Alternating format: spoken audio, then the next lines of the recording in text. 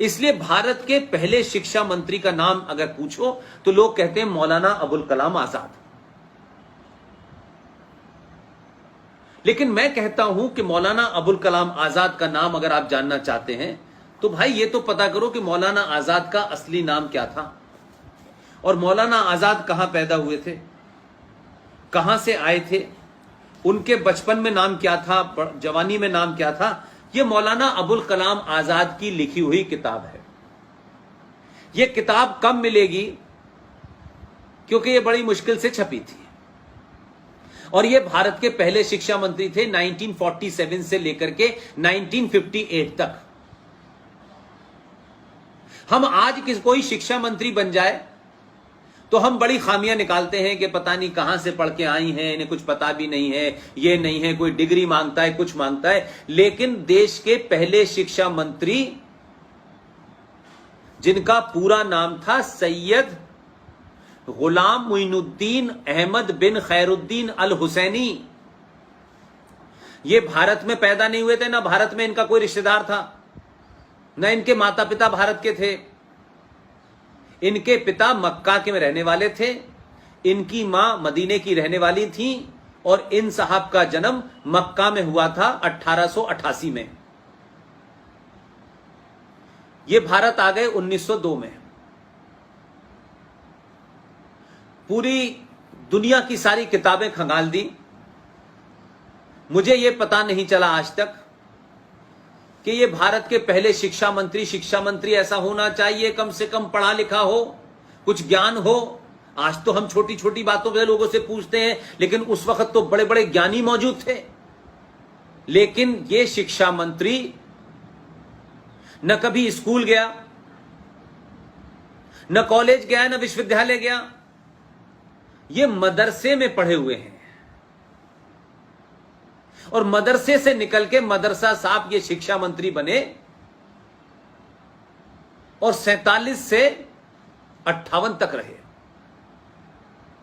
और इतने झूठे थे ये, इतने डरपोक थे कि अपने रहते रहते जो किताब इन्होंने लिखी है इंडिया विंस फ्रीडम, इस किताब को 1958 से पहले लिखा और उस वक्त की जो सच्चाइयां थी और इनके जो मक्कारी के मंसूबे थे, जो साजिशें थी इस आदमी की, उसके बारे में लिखने की हिम्मत अपने जीते जी नहीं हुई। क्योंकि अगर ये लिख देते तो इनकी पोल खुल जाती, तो फिर ये शिक्षा मंत्री नहीं रहते और इनका हिडन एजेंडा पता चल जाता। तो अपने लिखने से मरने से पहले इन्होंने 30 पन्ने अलग से लिखे और कहा कि जब मेरी मृत्यु हो जाए उसके 30-35 साल के बाद इस 30 पन्नों को मेरी किताब में जोड़ देना। वो 30 पन्ने समेत ये किताब मिल गई है मुझे। जो शिक्षा मंत्री अपने जीते जी सच न बोल पाया हो, जिसका भारत की संस्कृति से कोई लेना देना ना हो, भारत के फ्रीडम मूवमेंट से उसका कोई मतलब ही ना हो, उसके बाप का दादा का, वो यहां आए शामिल हो गए। मक्का में रहने वाला आदमी कलकत्ता चला गया, जबकि कलकत्ता से कोई कल्चर का मामला नहीं था। और किसी ने पूछा, और ये उस दौर में शिक्षा मंत्री बने जब हमारे देश में उस वक्त, आज 1 तारीख है, सारे देश में 5 सितंबर टीचर्स डे मनाया जाता है।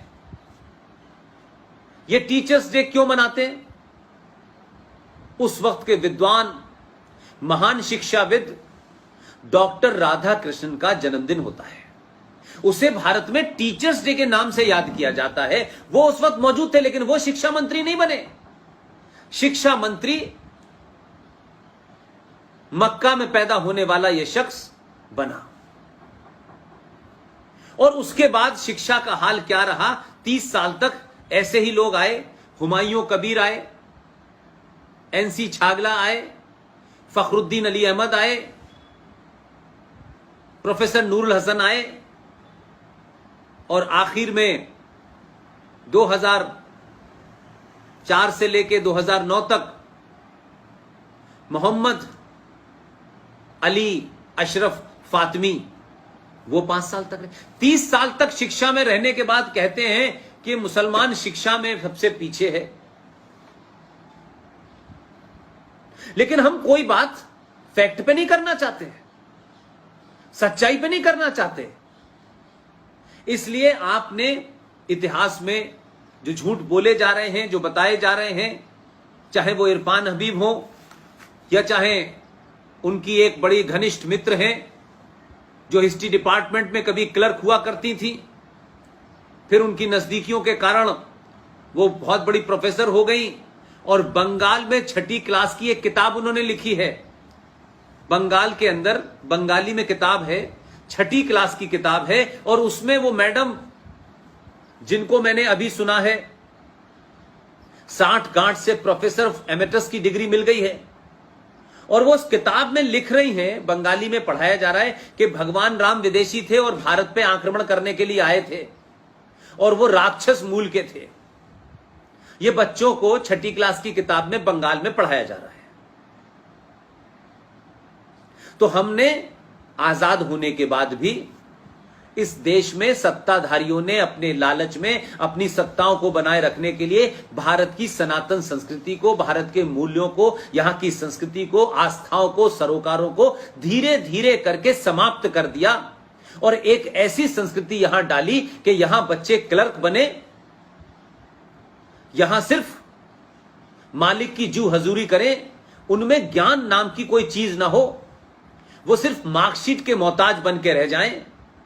अपने देश के बारे में, अपनी संस्कृति के बारे में, अपनी मिट्टी के बारे में, अपने इतिहास के बारे में, जो गौरवशाली इतिहास है उसको वो जान न पाएं। इसलिए अकबर दी में ग्रेट को पढ़ते रहें, इसलिए औरंगजेब का रोड का नाम रख दिया जाए, इसलिए भारत के अंदर किंग एम्परर जॉर्ज 5 जो 5वां राजा था, इंग्लैंड से आया था, आज भी दिल्ली के अंदर कोरोनेशन पार्क है, सबसे बड़ा है और सबसे बड़ी उसकी जॉर्ज पंजम की मूर्ति लगी हुई है, आज भी लगी हुई है। आज भी अंग्रेजों के नाम से बहुत सड़कें हैं, आज भी मुगलों के नाम से बहुत सारी सड़कें हैं। इसलिए आपको बताया जाता है कि वो आक्रांत थे, ये किया, उन्होंने किस तरीके से भगवान राम का मंदिर तोड़ करके बाबरी मस्जिद बनाई, उन्होंने कैसे मथुरा के अंदर मंदिर तोड़ के मस्जिद बनाई, उन्होंने कैसे काशी में बाबा विश्वनाथ, ये सब हमें पता है और दिखाई दे रहा है, लेकिन ये पढ़ाया नहीं जाता, ये बताया नहीं जाता। क्यों? इसीलिए भारत के अंदर भारतीय पैदा नहीं हो रहे हैं, भारत के अंदर अंग्रेजी शिक्षा लेकर के आईएएस और पीसीएस, जिसे व्हाइट कॉलर क्लर्क कहते हैं, वो पैदा हो रहे हैं। न उनका भारत की संस्कृति से कोई इंटरेस्ट है, न सरोकारों से कोई इंटरेस्ट है, उनको सत्ता की जी हजूरी करनी है। इसलिए जब सत्ताएं बदलती हैं तो फर्क कैसे पड़ता है। मैंने बंगाल की आपको उदाहरण दिया, मैं आपको एक महाराष्ट्र का उदाहरण देना चाहता हूं। महाराष्ट्र में 8वीं क्लास की किताब में, क्योंकि वहां सरकार एक अल्ट्रा सेकुलर आ गई है और सरकारों के मजबूरियां देखिए कि कैसे उसमें जिहादी और अंडरवर्ल्ड दाऊद माफिया, हाजी मस्तान, करीम लाला, ये तमाम जो लेगेसी मुंबई में चल रही थी, उन लोगों के लोग सत्ता में बैठ गए हैं, मंत्री बन गए हैं। उन्होंने मराठी में किताब आई है जनरल नॉलेज की, जो बच्चों को 8वीं क्लास में पढ़ाई जा रही है। शारदा ठाकुर, ये आप जैसे बच्चों का ज्यादा जरूरी काम है, क्योंकि आपने और बच्चों के मुकाबले एक तेजी से देश को अवेयर करने की ये जो मुहिम है उसमें लीड ली हुई है। आपको उनका नेतृत्व करना है, आपको उन्हें अपनी लीडरशिप प्रदान करनी है। और ये जो बातें मैं बता रहा हूं, ये इसलिए कि इस पे चर्चा आपके लेवल पे होनी चाहिए।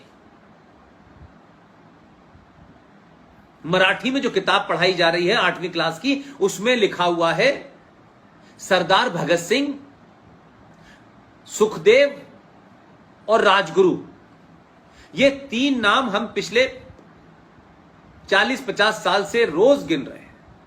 युवा थे, 24-24, 23-23 साल की इनकी उम्रें थी, और ये तीनों को एक साथ फांसी पे चढ़ा दिया गया।